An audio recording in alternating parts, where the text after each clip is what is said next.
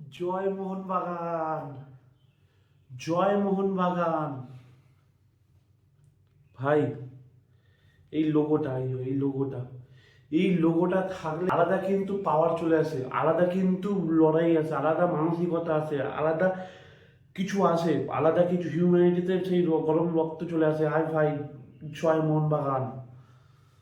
Finally 2024-এ 31শে August north ইস্টের বিরুদ্ধে যে ফাইনালে হার মনে আছে, সেই হার আমরা কিন্তু টাই ব্রেকার 2 গোলে এগিয়েছিলাম। 2 গোলে এগিয়ে থাকার পরে কিন্তু সেকেন্ড হাফে কিন্তু আমরা হেরে যাই। 2 গোলে 5 মিনিটের মধ্যে 2 গোল করে দিয়ে কিন্তু নর্থ ইস্ট কিন্তু আমাদের টাই ব্রেকারে খেলাটা নিয়ে যায়, নিয়ে গিয়ে আমাদের কিন্তু টাই ব্রেকারে হারিয়ে দেয়। সেই ম্যাচে কিন্তু আলাদিন আজাদের গোল, সেই রিভেঞ্জ কমপ্লিট। 2026-এ এসে আজকে রিভেঞ্জ কমপ্লিট। আর আলাদিন আজারিকে পকেটে ফাইসা ইন্ডিয়ান বেস্ট ফুলব্যাক বলুন, ইন্ডিয়ার রাইট ব্যাক বলুন, ইন্ডিয়ার লেফট ব্যাক বলুন, দুটো পজিশনেই ইন্ডিয়ার বেস্ট ভার্সেটাইল প্লেয়ার অভিষেক টেকচাম সিং ভাই সাহ পকেটে রাখলো। আলাদিন আজারির মতো এরকম ডেস্ট্রয়েড একটা প্লেয়ারকে, এরকম স্ট্রাইকার, এরকম বক্স স্ট্রাইকারকে পকেটে রাখলো, জাস্ট পকেটে। ফিজিক্যাল অ্যাবিলিটি আলাদিন আজারি যথেষ্ট স্ট্রং, কিন্তু না ভাই, ফিজিক্যালি দিয়ে ফুটবল হয় না। This is the mind game. ও ভাই সাহ, Abhishek Tekcham, that's call the spirit, that's call কাম।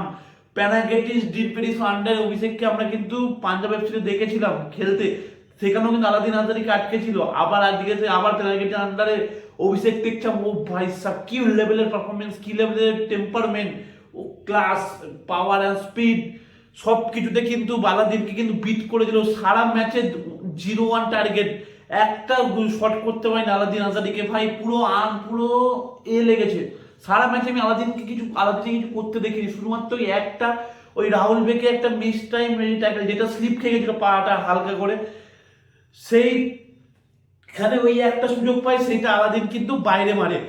ওই একটা সুযোগ ছাড়া কিন্তু আলাদিনকে কিন্তু আর দেখতে পাইনি। আর একটা রাহুল বেকে, ভাই এই বছর মোহনবাগানের বেস্ট সাইনিং।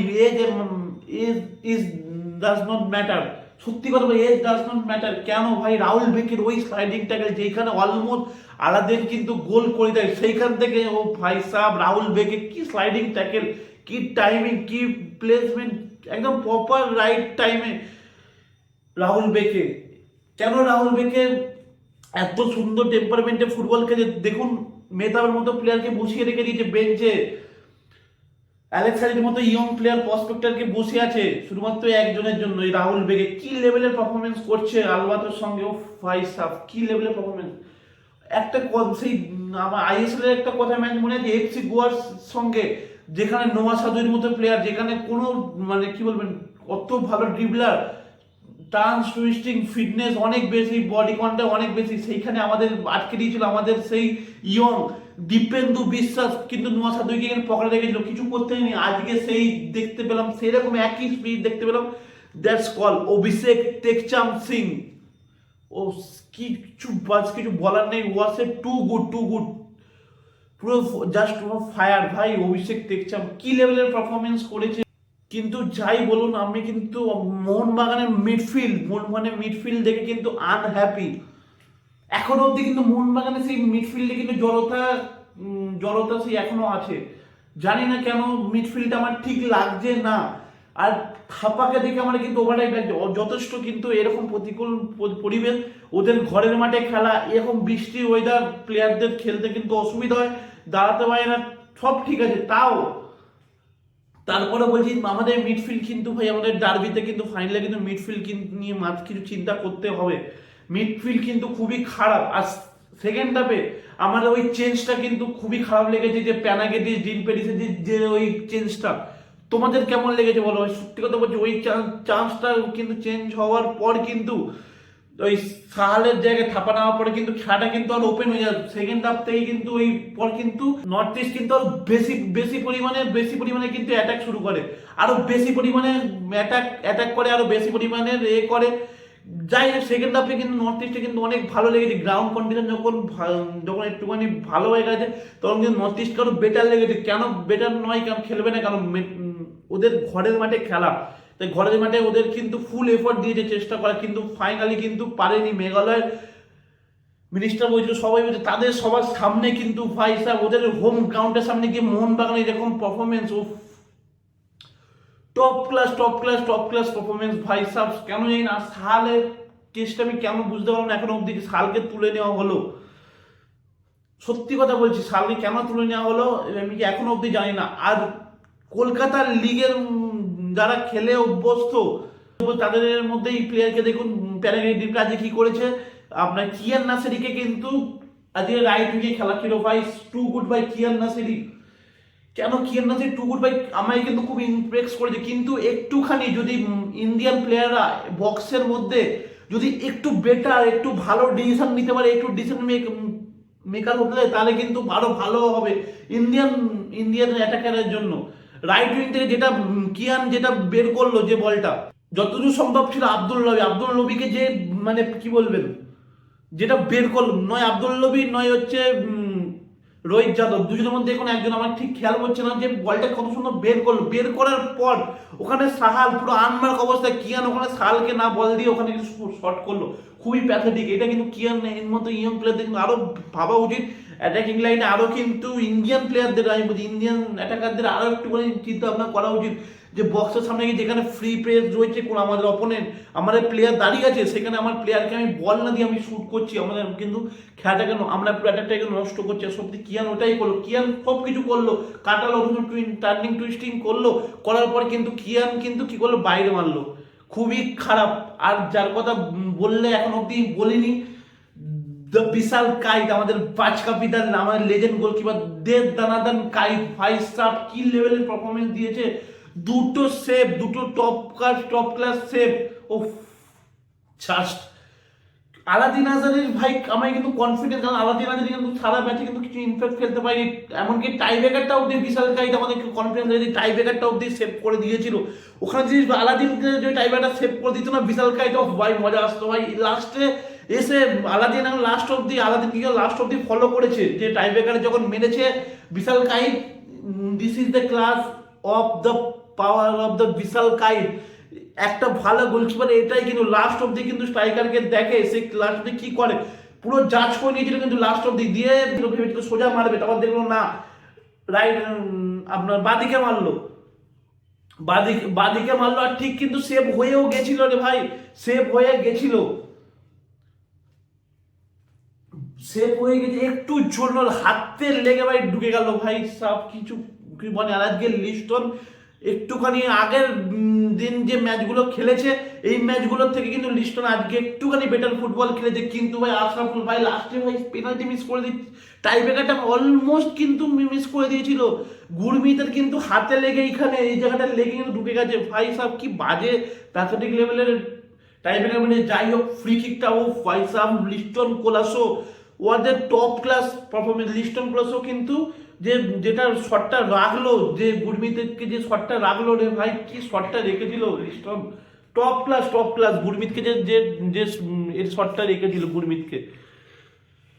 যাই বলি, আরেকটা প্লেয়ারের কথা আমি এখনো অব্দি বলিনি, এই প্লেয়ারটার নাম অবশ্যই বলা উচিত যতদূর সম্ভব, নর্থ ইস্টের হচ্ছে রিডিম টেলার ভাই সাহেব, কি লেভেলের পারফরমেন্স করেছে রিডিম টেলার কিন্তু মিডফিল্ডে অনেক অনবরত লাগছিল। রিডিম টেলার মুথুর মায়াঙ্কারান বলে যে প্লেয়ারটা রয়েছে ভাই সাহেব, সেই লেভেলের পারফরমেন্স করেছে। আমাদের মোহনবাগানের মাঝমাঠ থেকে কিন্তু নর্থ ইস্টের মাঝমাঠ কিন্তু বেটার ফুটবল খেলেছে, বেটার ফুটবল। আব্দুল রবির মতো প্লেয়ারকে আমরা কিন্তু খুবই ভালো ম্যাচ ইনফেক্ট খেলেছে আব্দুল রবি, মুথু মায়াঙ্কারান, রিডিম টেলার, এই প্লেয়ারগুলো। তারপর হচ্ছে যেখানে আর আমাদের সব থেকে বড় কথা আমাদের ডিফেন্ডার ভাই সাহেব আলবাতো রড্রিগেজ, তাকে নিয়ে তো মনস্টারকে নিয়ে কিছু বলার নেই, তার ক্লাস তার ভাই সব কিছু কিন্তু পুরো এক্সপিরিয়েন্স কিন্তু ম্যাচে ঝুঁকে দিয়েছে। একদিকে দুটো এক্সপিরিয়েন্স ডিফেন্ডার, আলবাতোর মতো মনস্টার দীর্ঘকায়, একদিকে রাহুল বেকের ইন্ডিয়ান এক্সপিরিয়েন্স ডিফেন্ডার ভাই সাহেব, দুটো কম্বিনেশন কিন্তু এই বছর কিন্তু মোহনবাগান কিন্তু অনেক দূর অব্দি নিয়ে যাবে। আর ডুরান্ড কাপ ফাইনালে কিন্তু আমাদের মাঝমাঠে আরও কিছু কিছু ইম্প্যাক্ট ফেলতে পারে। সামির জেলকোভিচকে আমি 10-এর মধ্যে 8 দেবো। একদম সামির জেলকোভিচ এই কাদা মাঠেও কিন্তু আমি দেখবেন সামির জেলকোভিচের ড্রিবলিং, কত সুন্দর ড্রিবলিংগুলো করছে, কত সুন্দর কাট করে ভেতরে ঢুকছে। আপডেট ভার্সন আমি বারবার করে বললাম, লিখে নিই, নোট করে নিই আমার ভিডিওতে। অনেকে বলবেন এই এখন এই বলাটা উচিত নয়, কিন্তু আমি বলে দিলাম আপডেট ভার্সন অফ জনি কাউকের আপডেট ভার্সন হচ্ছে আপনার সামির জেলকোভিচ। সেই লেভেলের পারফরমেন্স করে যদি একটু শুকনো মাঠে একটু মানিয়ে নেয় সামির জেলকোভিচ কিন্তু মোহনবাগানে অ্যাসেস্ট হতে চলেছে মাঠে মিডফিল্ডে। ভাই সাহেব কি লেভেলের পারফরমেন্স! আমার কিন্তু পার্সোনালি আমি যা দেখলাম বড় রেসের ঘোড়া সামির জেলকোভিচ।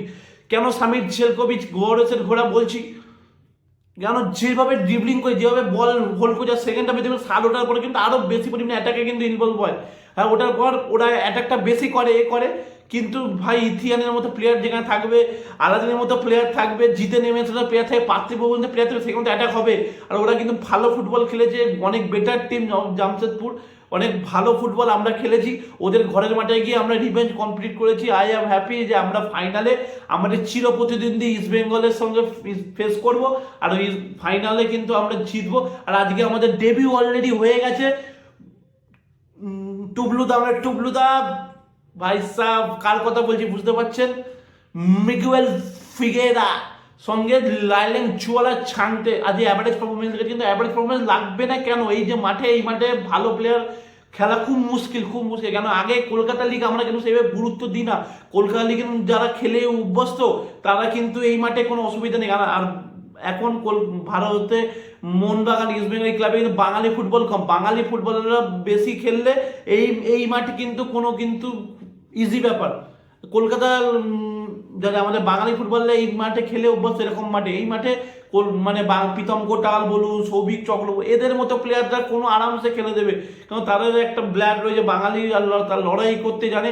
আমার সুভাশিস বোস কেন আমি না, সুভাশিস বোস আজকে কিন্তু নো ডাউট খুব ভালো পারফরমেন্স করেছে, নো ডাউট টপ ক্লাস একটা টাইব্রেকারটাও কিন্তু একদম কনফিডেন্স নেমেছে। কিন্তু আমি আবারও বলছি, বারবার করে সুভাশিস বোসে রিপ্লেসমেন্ট লাগবে, কিন্তু আমি কিন্তু অনেক ক্ষেত্রে কিন্তু সুভাশিস বাজে ট্যাকেলেই যাচ্ছে, আর খুব স্লো হয়ে গেছে, খুব বাজে ট্যাকেল, যেখান থেকে কিন্তু অপোনেন্ট প্লেয়ার কিন্তু বিপদ তৈরি হবে। আমি দেখলাম দুবার লক্ষ্য করেছি মিস টাইম ট্যাকেল করেছি, আর একটা ট্যাকেল, ওই ট্যাকেলটা যদি হতো কিন্তু ওই পার্থিব ভৌমিক, এটা কিন্তু জেনুইন রেড কার্ড হতো। রেড কার্ড দিলে কিন্তু রেফারি কিছু করার ছিল না। যে ট্যাকেলটা খুব বাজে মিস টাইম ট্যাকেল করেছে, ওইটা পুরো মিস টাইম করেছিল। সুভাশিস মধ্যে এত এক্সপিরিয়েন্স প্লেয়ারকে মিস টাইম এরকম ট্যাকেল করে আমার মধ্যে খুবই বিপজ্জনক। ওই ট্যাকেলটা এইখান থেকে স্ট্রাকটা তাও ফিনিশ করেনি, যদি পুরো প্রপারে যদি স্ট্রাকটা ফিনিশ করতে পার্থিব ভৌমিক কিন্তু জেনুইন রেড কার্ড ছিল সুভাশিস বোস। একটুখানি এইগুলো কেয়ারফুলি হতে হবে, কেন তিনি সিনিয়র প্লেয়ার, ক্যাপ্টেন, আমাদের লেজেন্ড, তাই সুভাশিস বোস কিন্তু আরও একটু বেশি এফেক্টিভ হতে হবে। যাই হোক, ভিডিওটা বেশি দূর করবো না, বেশি বড় করবো না। গুরমিতকে অন্য সময় দিন কিন্তু খারাপ লাগে, আজকে কিন্তু খুব ভালো লাগে, কারণ এরিয়াল বলে গুরমিত কিন্তু দেখবেন এর প্রবণতা আছে খুব বাজে আউটিং করা, মিস করা, কিন্তু আজকে এই বৃষ্টি ভেজা মাঠে গুরমিত কিন্তু খুবই ভালো খেলেছে, আর ভালো এইভাবে গ্রিপগুলো করেছে এরিয়াল বলে, কিন্তু গুরমিতকে খুবই ভালো লেগেছে। এই অবধি যদি আমার ভিডিও দেখে নাও, ভিডিও লাইক করো, চ্যানেল সাবস্ক্রাইব করো, সঙ্গে বেল আইকন ক্লিক করে রাখো নতুন ভিডিও পাওয়ার জন্য। এই লোগোটা থাকলে আলাদা পাওয়া।